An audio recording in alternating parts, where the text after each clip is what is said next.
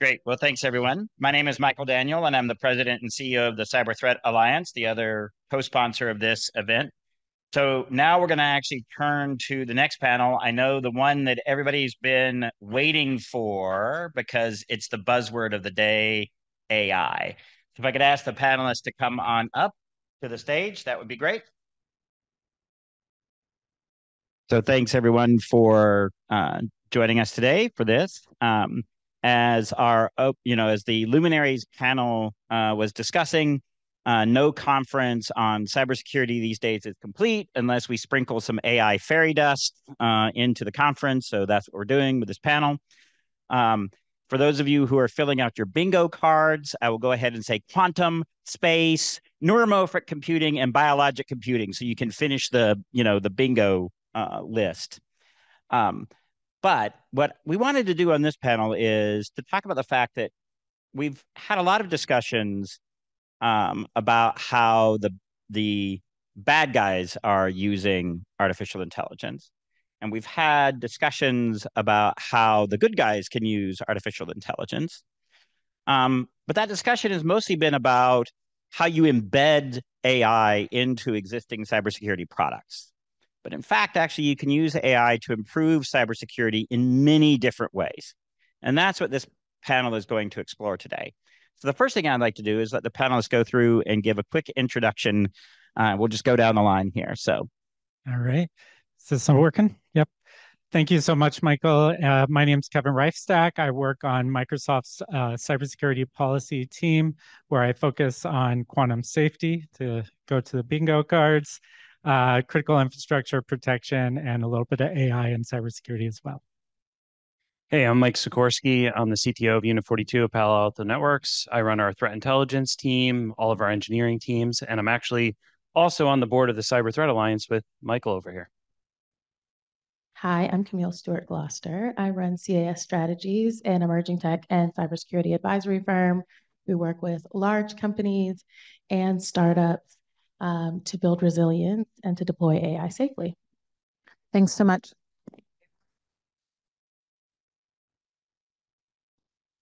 Thank you, ma'am. Yeah. Sasha O'Connell, thank you, Michael, and thank you, Ari, for having me.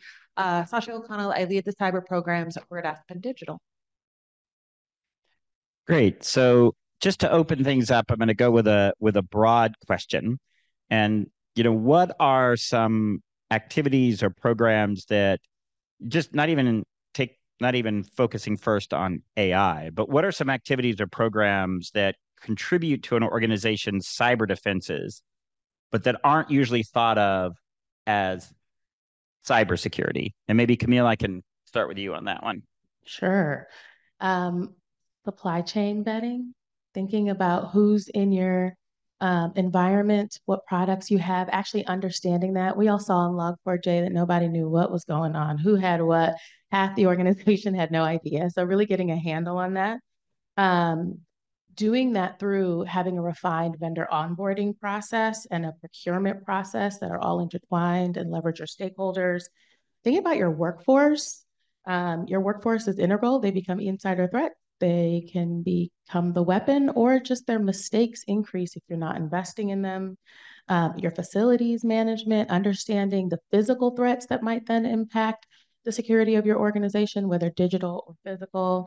And then, of course, you cannot forget legal, comms, compliance. They are your friends. You've got to work with them. Others have thoughts? Mike? Yeah, I think the hiring process has come to the forefront of everybody's mind because of the North Korea insider threat really getting so much visibility and being so widespread across just about every technology company across the board, and really the scale of it. And so a lot of companies have changed their hiring practices because of the fact that it was outsourced, and then that was outsourced to the outsourcer, and it goes down the road. And having worked 20, 30 insider investigations for North Korea threat actors at this point, we even got to see access of their actual IDs and just how fake they were, or the fact that they didn't even come on Zoom during the interview process, and just how bad some of the hiring practices have been. And in every single one of the incident responses that we responded to in that front, they actually went through and said, wait, has the hiring team even ever talked to the InfoSec team? And in most cases, the answer was no. That's just a completely separate process, not related at all. And then that got moved either completely in-house and no more outsourcing, or very intertwined into the process, including the InfoSec team being involved with vetting of employees that are going to have access to critical things like source code and other things that are important for the company. Yeah, although I think one of the ironies of that whole situation has been that oftentimes you then the companies that are discovering that they've got the North Korean IT workers, they're like, but wait, he's one of our best employees, and they're very productive. Sasha. Yeah, thanks. I just wanted to add on to another angle on the workforce piece, which is so critical. I was involved in a project about 18 months ago now that we called Cyber Unicorn. So this was a research project getting after this idea that we as a community talk all the time about this huge gap in cyber workforce and how we need people. And then previous to Aspen, I was teaching full time and my students couldn't get jobs, right? And so I wasn't the only one having this kind of anecdotal experience. We were hearing this across the board at universities. And so getting into that gap, right? Sort of the search for the cyber unicorn, what is the problem? And so we found a number of things, and happy to talk about that study offline. But as it relates to AI integration and cyber workforce and rules for improvement, one thing we found in that study is what folks were doing is when they look to create a job description, and we're all guilty of this. I know I am, right? You look at the person leaving the job and you take their credentials and you move it over to that job description, right? And so a lot of folks were getting certificates and other things on the job. No one was ever looking and reclassifying those jobs and then resetting those opportunities to allow some entry-level positions. Now, in my mind, like this would be a great role for some wise generative AI, right? To help us think through some of this match and reset some of those, because it really has become a chronic issue that's not only, sort of an issue functionally for entities, but it's creating a lot of resentment in the future workforce who's been told, go get these degrees and there's jobs for you. So dialing that in using AI and that function is something I'm hoping we can really look forward to. Yeah. Kevin? Yeah, so compliance was a big one that was on my mind, which was mentioned earlier. But actually, just listening to people talk about workforce, one angle that kind of came to me as I was hearing people speak was there's bringing the workforce in. But then once you have that workforce, how are you training them to have the awareness to spot threats and react to them? And so I think there's a lot of potential in that space as well for building tailored training or materials to get your workforce's cyber awareness up and protect the organization. Great. So let's dive into some of these areas that we've been talking about. We've got procurement, we've got HR, we've got compliance. Maybe I'll just even start with like the compliance issues. Like, how could an AI tool help you with compliance in a way that would boost your organization's cybersecurity? Yeah, so I think for our organization, Microsoft being so large, complying with more than 100 regulations around the world at any given time, that's a lot of overhead for us to have to respond to audits, to have to explain to our customers in different ways how we're complying with that. And so what we're experimenting with is using AI to enable either our account teams or our lawyers to be able to create tailored kind of answers to various questions that come to us about how we're meeting those compliance requirements. So a very specific example, when we go through an audit process, each audit, typically they'll ask one or two specific questions about very specific controls that are being implemented.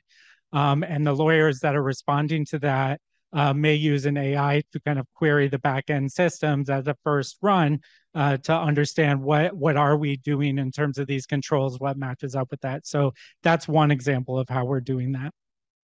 Yeah, so Camille, you want to talk a little bit about how, if we got AI in compliance, right? You were mentioning supply chain. So how could you actually use an AI set of tools to improve your supply chain management? Oh my gosh, there's so many opportunities. But one I'll mention is OSINT scanning. Think about how much insight you could get on the companies that you partner with if you were scanning for notices of breach or changes to their like environment and who they're partnering with that were announced, if you're looking for, leaked code from them and all of these other things that are available in the wild, and if you're scanning the dark web for any chatter about what's going on with your vendors, there's a real opportunity to leverage that data alongside the information you already have internally to kind of indicate where you might need to reach out to a partner and support them or ask more of them, that kind of thing. Also, most organizations, as I mentioned earlier, don't know what's in their environment because each department, to some respect, has control over the tools that they bring in, even if there are overarching set of rules. And so AI is an easy way to do a data pull and kind of understand the vendors in your system, in your environment. Also can save you some money, right? Like that deeper understanding means you negotiate better deals in addition to being more secure. Yeah. So Mike, you were talking about like sort of in the hiring process. So how do you think about sort of, using AI? I mean, you could think of ways that people have been trying to shortcut the hiring process and use AI tools badly, but how could it actually help you in the hiring process that you were talking about? I mean, some form of vetting is obviously useful, and we've incorporated that into our process internally after we responded to enough of them, we're like, okay, we need to look at our own hiring process and make sure it's perfect and has consideration for that. Obviously, the threat actors are using deep fakes and stuff like that to take interviews. So you got to introduce processes and put in place to account for that. And it goes back to the training is what is the training with the people actually doing the recruiting and actually doing the hiring? And if you are outsourcing it, can they show you that they actually have a process in place where they do more? Like if they're incentivized just to hire as many people as possible and that's how they're getting paid, then that lowers the bar for their ability. Like they're not going to want to vet to the max because they're getting paid if they bring the person in. So they need to prove to you if you're going to work with them, how are they doing that? What is their vetting process? And can they actually show it to you? And then making sure the person who is actually they say they are, right? It's not just another laptop in a giant farm somewhere out in the middle of the country. Yeah. Can I add to that? An AI use might be using behavior biometrics during those interviews to understand if there's eye movement that's normal, if there's any kind of glitchiness with the video or the image. And then you can also take that into that like 90-day onboarding window. How do we clock your movements, so to speak, to understand if you are a real person or if you are moving in ways that should be detected, because as a new person in the organization, you should not be trying to dig into this file or move over here or moving with that kind of speed. So AI could actually help with some of that. I think, this really brings to the fore kind of the meta point, which is we're talking a lot about the opportunities, but each of these has to be evaluated with the associated risks that come along with them, right? And so in the compliance example, the form of audit has, you can use it as here's the first pass of what maybe your answer would be, but you really need to have that human in the loop, at least at this point in time, to be able to make sure that what you're providing back in that context makes sense and is a good answer. But depending on the spectrum of what the opportunity or thing is, the risk may be higher and lower. And so really it comes back to, as this AI gets diffused across the economy, people have to be smart about thinking about how they're applying it, what the risks are, and managing those risks. You mean maybe like proofreading the report before you send it to the government? I'm just saying. Before we leave recruiting and hiring, I know we'll talk about comms, which I'd love to talk about communications too, and this bleeds into it a little bit. But outside the organization, that recruiting piece, that communication and recruiting piece, that ability to understand, segment audiences, target recruiting efforts, right? Sort of, I know we as security folks are so focused internally in vetting and those candidates and onboarding, but they're having, again, worked with students for many years. There's that whole creating the funnel piece, and there's real opportunity to get a better understanding of maybe non-traditional candidates and what messages might be attractive and how to do some broader recruiting in that vein. Yeah, and I think that's absolutely right. And I mean, I think one of the more interesting things to me in this space that we also will probably need to talk about at some point is if we are using AI tools to do a lot of what we used to think of as entry-level jobs, then how do we actually bring people into the workforce so that they can actually oversee the AI in the way that it needs to actually be overseen? because then we're going to end up with a gap where there's, people can't get the experience they need to have to do AI oversight. And it's a really interesting conundrum. But Sasha, you mentioned communications, and so communications training, other things in that space. I think all of us would admit that a lot of the communications we do about cybersecurity are kind of and the training is yeah, and the training is all fabulous, right? We all love the cybersecurity. Yes. So how could AI help in this space? Sure. It's so exciting. It's a place we're doing a lot of work right now at Aspen Digital. So we, in partnership with Craig Newmark Philanthropies, are leading a national communications and consumer focused campaign called Take 9, trying to sort of bring cyber to the streets and make it interesting, engaging, and again, really focusing on those customers. So whether we're talking about that challenge of getting individuals to care, and again, I know I'm talking to a room who we talk about this all the time, and then we go out in the world and people still don't do the basics and we don't understand why, right? So there's both that kind of communication, and then there's communication within organizations and across organizations and with boards and the folks who hold purse strings in organizations to prioritize cyber. In all of that, I think it's too early to know, right? Like what kind of benefits we can get here. I've learned a lot working on the Take 9 campaign. We have a partner in Bully Pulpit International, BPI, who's a professional communications firm. And I've learned a lot about both audience segmentation, thinking about who we're trying to reach and how to reach them, and then what the messaging is. And so it's going to be really interesting to see, can AI help both of those elements, right? And help us do better. As you said, Michael, like we've been doing the same thing for a long time. I am part of that and expecting a different result in terms of the way we explain this threat and what needs to be done. So that it's ripe for innovation. I'm cautiously optimistic here. I will say I'm not sure. I think AI is going to really be able to dial in, right, how to get over this hump. But it's certainly, like all things, could be a great partner to get us thinking in new ways.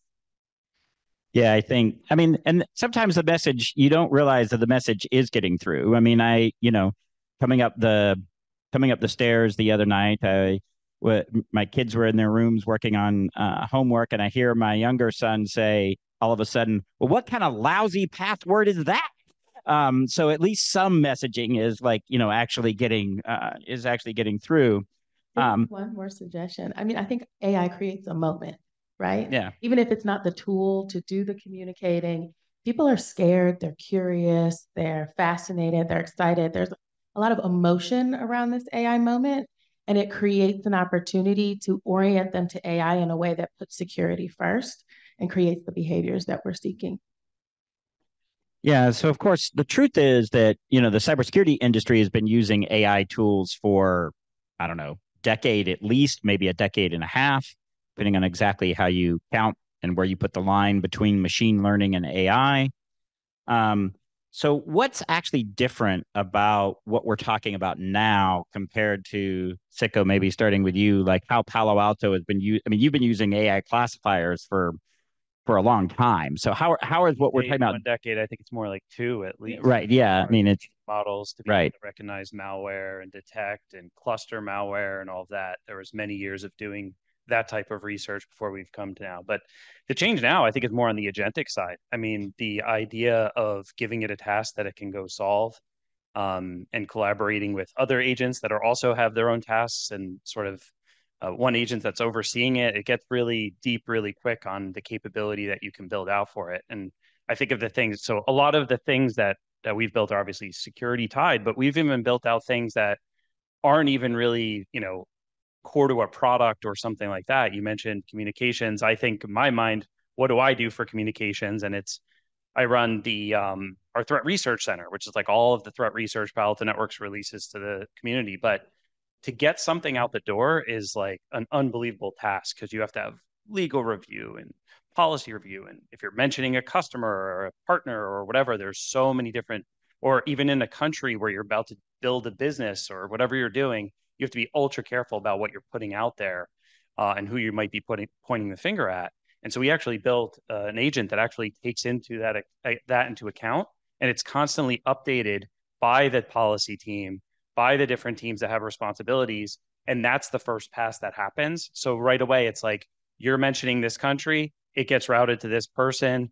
they need to sign off before this goes anywhere. So you might as well just have that happen immediately as you're drafting the thing. And so we actually have this in the draft process. So it's not somebody did all that work to just find out that they can't get their stuff published. And so this concept of like, it's just always working and it's in all of our draft folders, paying attention. Somebody just added China, somebody just added India, whatever it might be, that causes a task to fire off. So it's those kinds of benefits that you can get where it's like always active and always working. It doesn't need to sleep. Oh, I was going to say, I think agentic AI is definitely one of the big changes. I think also just generative AI, in my mind, was kind of an evolution where, particularly in cybersecurity products going back several decades, it was something that was happening in the background. It wasn't something that the user was interacting with. And so, what we're seeing more of now is enabling users of some of these tools to use generative AI to ask questions of the data that they have access to in ways that previously, to the cyber skills point, maybe they would have had to have very specialized knowledge to be able to do some of these queries against some of these data sets. Now they're able to ask natural language questions of some of this data. So totally agree on the agentic AI, but also wanted to bring in kind of some of the changes that have come across with generative AI too. To make the other side of that point is everyone having access to generative AI means that the threat surface has completely changed. The barrier to entry to be a malicious actor has completely changed. And so it's created a scale and a velocity that has made our jobs harder.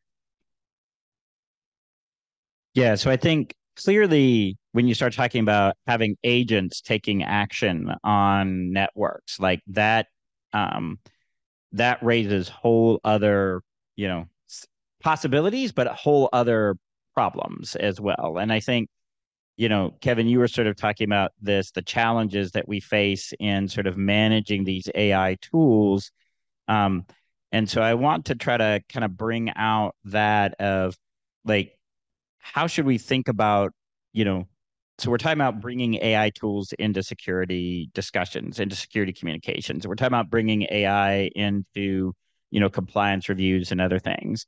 How should we think about sort of managing those tools? What are the kind of policies and procedures that organizations should put in place in order to manage those tools effectively? Because like I'm now imagining that the AI tool starts to when the lawyers have used it and it generates fake cases that have never existed. It's like you are now compliance with the you are now in compliance with the Estonian cyber privacy law that doesn't exist.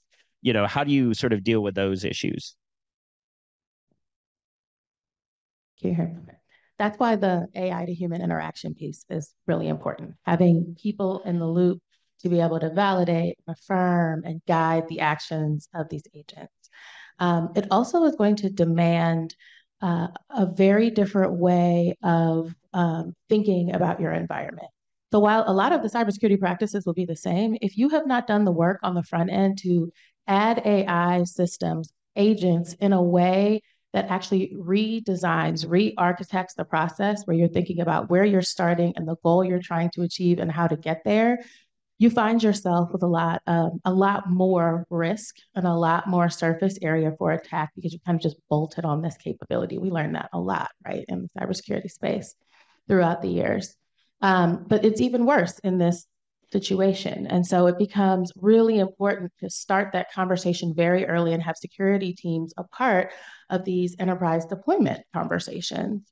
And then start thinking about how you segment off agents when the behavior is unwanted or downright malicious. I was talking to a CISO for a large organization and he was like, hallucinations, who cares? What I'm worried about is I got a call the other day that one of my agents at a data center was DDoSing my customer. That's a call I care about. And I was like, fair enough. How are we figuring that out? He's like, I told him to shut it off. And he said, I can't. That is why you segment off that agent so you can shut it off. Like that is something you should think about. I'm afraid I can't do that, Hal. Yeah, exactly. Right, Dave. These are capabilities we already have. You just need to put it in place. Yeah. Yeah, you start thinking 2001, I'm afraid I can't do that, Dave. Yes. So I would just add, I mean, Camille's point, it's kind of unsatisfying, but I think the answer is people don't know, right? In the organizations where I've worked, they don't know. I'm fascinated by this very tactical Palo Alto example. If you can, just pull the thread on that a little bit. Like, how do you know it's working? Where's the accountability, even in that specific example of this kind of working agent who's doing a workflow for you? It's interesting because, again, the organizations I've worked in recently and the ones I work with are all just trying to work it out, figure it out.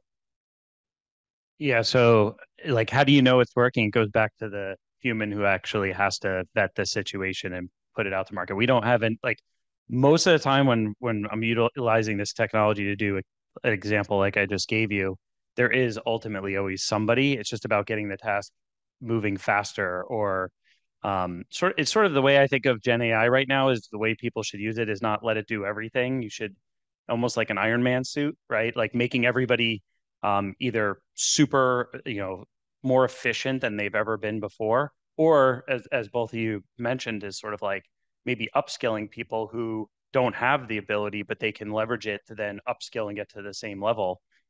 Hopefully not the threat actors, which you said is also a problem, but they're going to use it as an Iron Man suit as well. But I think the point being is that we try to use it for making ourselves more efficient so we could recognize there's a problem much quicker. And like I said, that way we're not go putting all this effort in that then it's like, well, this isn't going to go out because it got stopped right off the bat.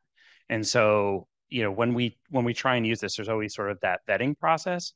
When we start to go down the path, and this is more on the security side, so I don't know if Michael's going to yell at me for going down that path, but when you start to go down the security side, it's we're using it for doing things like computer forensics, and that makes me nervous from doing incident response for so many years, thinking about an agent doing forensics for me, like we used to always look at the ones and zeros of everything and like be willing to testify in court over what we were seeing. Now we're just going to trust an AI to do it. Like that starts getting me very nervous because you cannot review everything that's going to happen. And now with everybody saying AI is going to do everything for us, that's where I get nervous is that things are going to get missed much more easily because it's like, oh, well, the agent didn't find anything.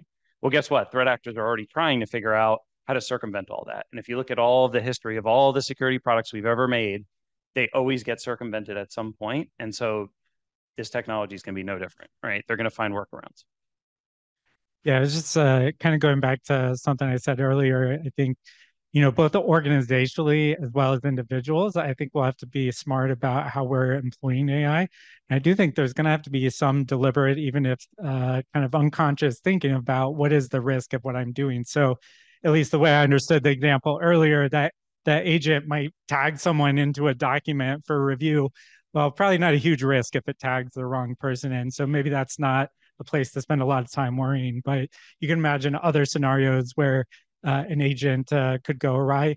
And then as an organization, what ability do you give your employees to enact agents? What capabilities can they have? What data do they have access to? These are probably going to be organizational level decisions to try and control how much individuals can create agents that can potentially have high risk. Yeah, and I think that's a really interesting sort of point, Kevin, to like bring out that a lot of what we're talking about here, right, is some of the themes that you start to see emerging is that AI is a complement, not a replacement, right? It's an augmenter, it's not a replacement. And I think a lot of organizations have tried to rush to I can replace all my people with this, so it'll be cheaper, sort of thing. And that's not how it's actually working out in reality. The most effective places and uses are when you use AI tools to complement what the humans are already doing to make them, better, faster, stronger, to give them the Iron Man suit or the, Ant-Man suit or whatever. So, depending on your hero that you like. So, I think how should we think about like the cybersecurity industry though?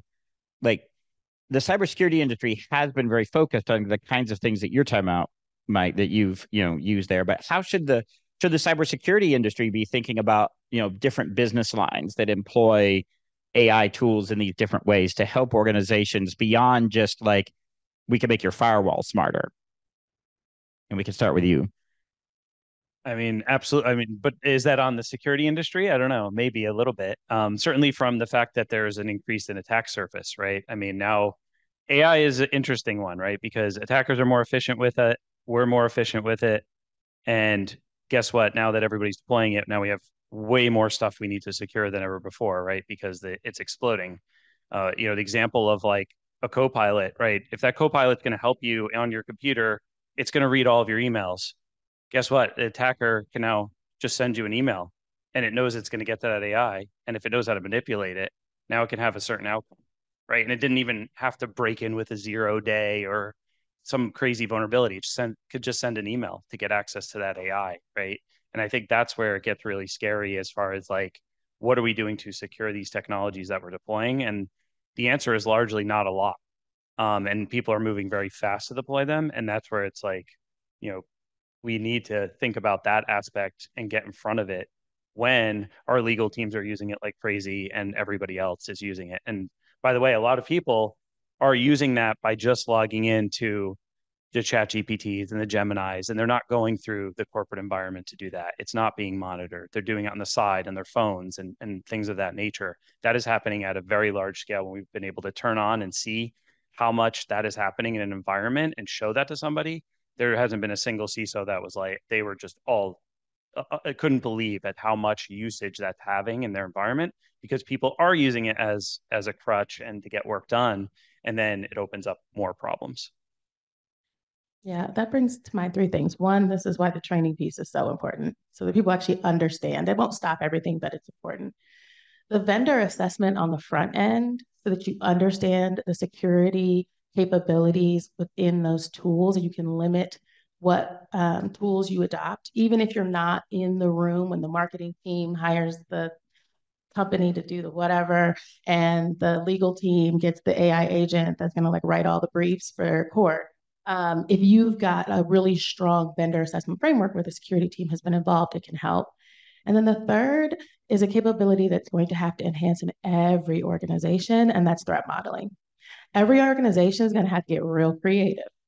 They're going to have to start thinking about the like, when the cosmic rays make the bit flip in the data center in wherever, how does that impact my environment?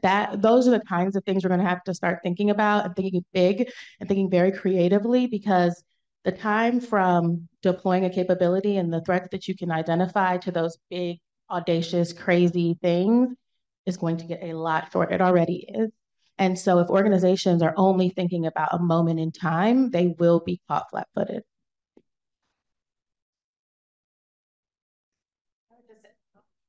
No, you're good. I would just add, just connecting a couple of these dots to your question, Michael, is like the cybersecurity industry has an opportunity to lead here, right? Because the stakes are so high and the work is so complex. When we think about these fundamental questions we've been talking about, like what are the compliance and accountability schema? How are we growing a next generation of managers who know how to manage? My hope would be that our community can lead there, right? Again, because the stakes are so high and the complexity is so high. If we can figure some of this out for folks and share that out, because our thresholds are going to be higher, I think there's a lot of potential there. And this is why I was excited about this panel, but it requires us to take a break and think about these things in addition to our day job where we're all running fast. Yeah, and I think, you've got organizations have opportunities, right, to take some of the parts of cybersecurity that have actually been boring or, mind numbing and, automate pieces of those. But you can also, again, sort of use it. I mean, one of the drills that we had to go through at the White House at one point was actually trying to find all the various places that that everybody had squirreled away PII across the organization, and it was in some really creative places. And you could imagine being able to use a capability to find that and start to actually identify where that is, so that you don't get caught flat-footed with those sorts of things. And so I think, but we can start to think. This is why I think it's so important to think about creative ways that you can use these tools to improve cybersecurity that goes beyond just the traditional sort of firewall and AI, and malware classification, which is important, but not the only thing that you can do. And in fact, for many organizations, the return on investment is going to be higher on these kinds of operations. I think I've got another couple of questions, but then I will open it up to the audience for questions. So go ahead and start thinking about your questions that you want to ask. Are there policies that either the company should adopt to enable some of the things that we've been talking about, or are there government policies, regulations that would be helpful to speed this kind of AI usage, or are there stuff that's in the way? Any one of those questions. Kevin, maybe we can start with you. Yeah, no, I mean, I think the first thing that organizations or policymakers can do is leaning into the moment, recognizing that in order for us to become a more efficient and economy or organization, depending on the level, that figuring out how to use AI smartly while managing the risk is going to be essential. But there is still a lot of hesitation out in society in all kinds of places, and for good reason. This is a new thing. It's weird for some people, still weird for me a lot of times. And so having organizations and organizational leaders and policymakers leaning into it is really important. I think it's about creating the playground for your team members to actually use this technology rather than them figuring it out on their own, which is going to be much worse and create more risk. So you have to show them where they can use it and then actually make it so they highly benefit using what you've built internally. So for example, that means instead of just like, oh, here's a version of Gemini or whatever that you can use and just log in and that's our corporate version, go. Instead, put other things there that they benefit from that they can't get otherwise, like plumbing in systems that they use every day. So like they use Salesforce every day. How is that plumbed into the system such that when they ask questions, they get the answers they're looking for? Now they're going to want to come back to that playground that you've built for them over and over again, rather than trying to make their own agent and that logs into Salesforce, pulls the data for them, and then opens up huge amounts of risk. So it's really about being creative. I think when you are building things for use, and you could do that in a secure fashion. And then so that answers one side of your question. The other side is the government side. The government side is what is the regulation for supply chain? Like, I've said this example before, which is like, if there's glass in the children's cereal, stuff happens. If there's vulnerabilities and problems everywhere in the supply chain of that software for the talk earlier, American Water, not what happened. I don't think anything happened, right? Like the factory wasn't shut down like it would have been if it was cereal. So like, what are they doing to account for that, especially with how fast it's moving? I would just add to the internal point for organizations, this idea of having a sandbox and opening it up for folks applies on the governance side too. About 2.5 years ago, I was one of the founding members of the AI governance committee at American University that they put together. And what was so interesting in our first meeting, we ended up running over 2 hours, just even inventorying where the issues were, right? It was student applications, review of student applications. I mean, everything you could think of from the law school, it was so varied. And so just making sure when you're attacking that governance space to this point, it's wide open and a real variety of stakeholders are involved, because where AI is interactive with organizations is not always intuitive. Yeah, I'll just add 2 quick points. Accountability and guardrails, that's what we need from government, and some research dollars. Oh, research. Yeah, interesting. All right. So, are there questions from the audience that are coming up for this panel? I got more, but we want to hear from. Somebody's got to have something. All right. So while people are putting on their thinking caps, Mike, you've already mentioned one way that I think we're playing. This is not a one-off game. The adversaries actually are. Our adversaries are smart and they are dedicated and they are capable. And so, how are we thinking that the adversaries might react if we started using these tools in these ways? How could we anticipate what the adversaries might do, and what can we do to reduce the impact of that? How can you sort of take adversary reaction into account as you're beginning to deploy these kinds of AI tools? You mean by reaction, like if they take advantage of it, or? Yeah, absolutely. So, the more that we use your example of you're going to start using AI tools to help you do email management, so they're going to try to compromise that. If we start using AI tools to help with supply chain management, presumably the adversaries will try to take advantage of that. So, how do we actually anticipate what some of those obvious use cases are that the adversaries could, could try to exploit and try to cut those off before they even happen? Yeah, there's a bunch of things you need to implement from a security perspective to protect the AI that you're implementing. First is like monitoring it to see when somebody's actually trying to manipulate it, right? There's a mention of guardrails. Like guardrails are very easy to bypass, but it's very obvious when somebody is bypassing them. So you should be able to catch when things are happening that aren't right. Or in the email example I get, right? Like what is the thing that causes the agent to do something different than it would otherwise do? Those are all things that you can monitor for and watch over. And then the systems themselves, like how are you implementing security? And then we have a huge identity problem that everybody knows about already, and it's going to get 10 times worse in identity because of all these agents. They all are going to have an ability to have an identity and get into the access that they need. And they're going to be overly permissive, and that's going to open up other challenges. So I think that's going to be a core part of it. And you could, if you want to keep going with the bingo card, we got zero trust in there, right? Oh, I forgot about zero trust. Thank you. I forgot about zero trust. Thank you, Mike. Put that out there. But I think, if you go, if you start to talk about zero trust when it comes to AI here, that's going to be a core thing, because if they're able to quote hack that AI, well, if it's overly permissive and has access to 10,000 other things that it's not really supposed to, now all of a sudden you've opened the door for all these other problems. So it's basically the same problem we have in cloud right now repeating itself with the AI. So Other thoughts about how the adversaries might react and what we would need to do to counter it? I mean, I like if we're talking about sort of the modern version of that New Yorker cartoon is on the internet, no one knows if you're an agent, an AI agent, as opposed to no one knows if you're a dog. I mean, I think it goes back to my threat modeling point earlier. This is an opportunity to let your teams be creative. I've been talking to a number of folks at large organizations that this is their job, but they get limited in what they can dream up and what they can do something about and how useful they are and how they plug into the broader conversation.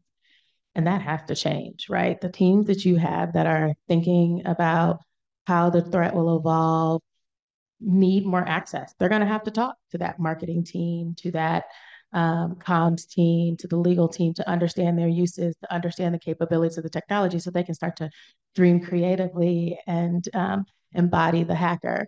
So I think that's going to be a really important function as we move forward. And then I agreed with everything he said. And I just want to reiterate too, in terms of, we're not going to be able to boil the ocean, and really taking a risk-based approach and thinking about where there's the greatest risk, whether it's agents or other types of this technology, and focusing some of the monitoring and other aspects where that highest risk is going to be important. Absolutely. Questions from the audience? Anybody got any? Oh, there's one right there. Oh, for the online viewers, it's helpful if you have the mic. Hello, can you all hear me? Okay. Yep. So I had a question about audits, which the panel spoke about a little earlier. But I've been thinking about how there are so many audit processes already.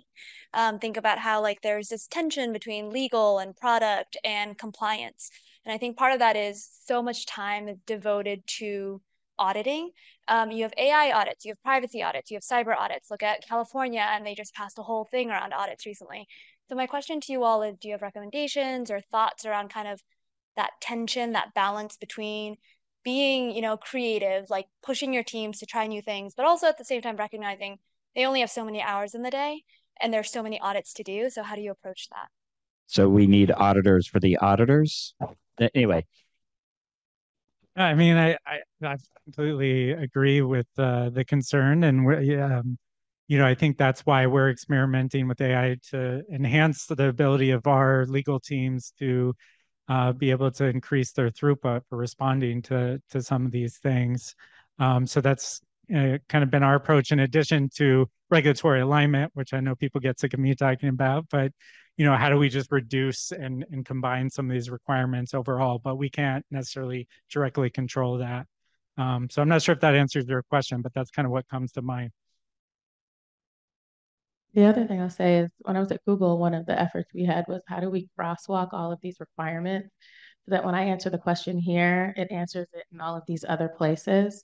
Even if you have to do some slight language tweaks, and that's actually how you could use AI to help you do that, right? Like you've identified that I need to update 4B over here, and that'll cascade into these two other places. Even if I have to change the reference slightly, I don't have to think as much about it because that translation, I know the AI system can do easily. Yeah, and I think there's also possibilities. We've been mostly talking about this from a you know organizational standpoint, but governments can also think about how to actually go through their regulatory stack and actually identify all the places where they're asking the same question just in slightly different ways, and use that to actually identify where there are both overlaps and underlaps and places where you could do that regulatory harmonization. Because I think for too long the conversation has been, well, we should really harmonize things, but what things? Like you've actually got to get to harmonize it. You've actually got to figure out what things you actually want to harmonize. And AI tools can actually help with that on the other side. I will say we did some of that at ONCD. Nick over there was driving work. So there was some harmonization going on. Yep, absolutely. And those are where but the AI tools could help speed that process along, right? You can imagine like looking through the entire code of federal regulations, but not just here, but in Europe and in Japan and other places. So there's some real, potential for some real power there. Other questions from the audience?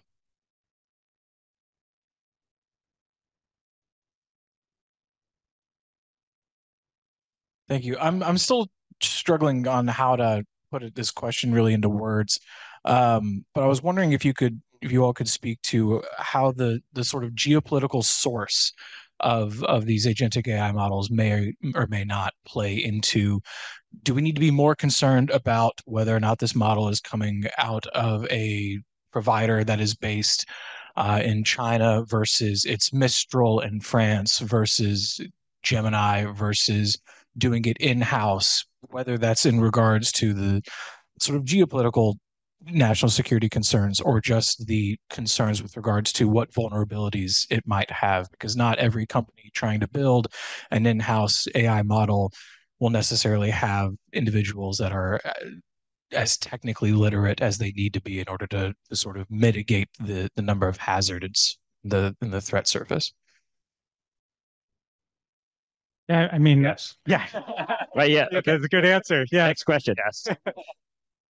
Yes is the short answer, and I think there's a work going on to try to create standard ways of trying to evaluate these things and provide whether it's consumers of these products or others some understanding of how they perform to different challenges or inputs. So I think even, and I didn't read the whole report, but I think NIST published a report just before the shutdown on, I believe it was DeepSeek, where they were trying to evaluate some of those things. So it will continue to be not only a technical question, but a regulatory one, like a legal question, right? What is their regulatory environment? What do they demand of these companies? That kind of thing. And then the added fun of these random vibe coded whatevers in your network, you really are going to have to do your due diligence on how a product was created and understanding it before you acquire it. So even beyond some of the geopolitical risks, particularly in places where there are no guardrails, there are no requirements on how a capability rolls out, you're going to have to think about all of those things. Yeah, and with DeepSeek, that's when it really came to the forefront of everybody's mind, right? Because it was like, oh, China created this. They did it super efficiently, could charge 10% as much as everybody else. Well, everybody does everything off cost, so they're all going to use that model. Well, what's there? And like when you go directly, there are things you could do. You could take the model that's been trained, pull it out, and then not be running it in their infrastructure. That's at least one thing you could do. And that's one thing that happened really quickly. So don't send everything you're doing on the prompt to somewhere that you don't trust. But the model itself, this is where maybe government could come into play, because I think there's been also studies done where some models have bias in them. Some models have, problems in that regard. And when you're having these make decisions about, people's lives, the government is going to be leveraging these things over time. How are they making sure that those biases are accounted for and removed and thought through? So there's vulnerabilities, but there's also all these other things that you need to consider about, and security or security related type things of, can they be trusted to really give us the outcomes that we're looking for with it? One more note, and then when you layer on top of that, your ad lies leveraging those capabilities to build their own thing and how they've done it. We're in a position now where countries want to use everybody's capability. There's no, I'm going to just use things from the West or from the US or from Canada. It's kind of like whoever's got the best price and the right capability, I'll leverage it to do what I have to do, which means we're going to have to recognize that how they implemented the DeepSeek model, if that's what they use, is going to have an impact on how you collaborate and how you leverage their capability, that kind of thing. All right, so we're almost at the end of time for this panel. So I want to close it out with one, question, or an ask of you. So could you name one creative use of AI that you would like to see that's not out there right now? Maybe even if it's not cybersecurity related, but just some cool AI thing to, that people can talk about at the break that's coming up. Sure. So we talked about this a bit, but I think going after this question of the cyber unicorn and this workforce gap and understanding it, there's data out there about postings and who's been hired, but we haven't really had the resources and research dollars to go after that. And I would love to apply some of this AI capability to that and solve for this. How come we still need people and people can't get jobs, right? What is the friction in that system? How can we solve for that? It is a human problem, but I think we have the potential for some technology to help us really query that data better and hopefully come up with some new solution. Excellent. Camille? The first thing that comes to mind is so random. I was just at dinner with some former colleagues from Deloitte, and we were talking about one of their closets, and she randomly has the basically a version of the app from the movie Clueless that she can go through her closet and make things. And I was like, I want that, but I don't want to do the work. So I don't want to take the pictures. I don't want to find the links. I don't want to do anything. I just want to wake up and you serve me an outfit. That's what I would like AI to do. Excellent. I said anything. No, that's exactly what I was looking for. It's exactly what I was looking for. Yeah, I don't know how I'm going to top that one. But I would say medicine. My wife's a physician, and sort of, Doximity has actually put out a system. They acquired sort of a model that was trained on really the right data that needs to be trained, but then they still on the base use essentially open AI. And so by sort of fusing those things together in a HIPAA compliant way, they can use it and actually make sense of it. And so I just think of, people getting treated who don't have access to treatment. I think an AI trained in the right way with a doctor oversight could really scale widely to get, treatment to the masses. Great. All right, Kevin. All right. So this one is my personal pain point. It's my personal request inside Microsoft. But for those of you out there who work in shared documents, when you get to the end of a project and every paragraph's in a different font and it's got a different indentation and it's got different bullets, can AI just take that final product and fix all that for me so I'm not having to spend 2 hours trying to figure out how to get this indent in the right exact place? I want my chip on that one. Yeah, so I'm working on that one. I haven't gotten it yet. Is there any investors here? Right. All right, and to that's some great examples. Thank you for the great conversation. And to paraphrase one of my favorite, radio shows, if any of those things come to pass, panelists, we'll ask you about them. So thanks, everyone. Please join me in thanking our panelists for a great discussion today.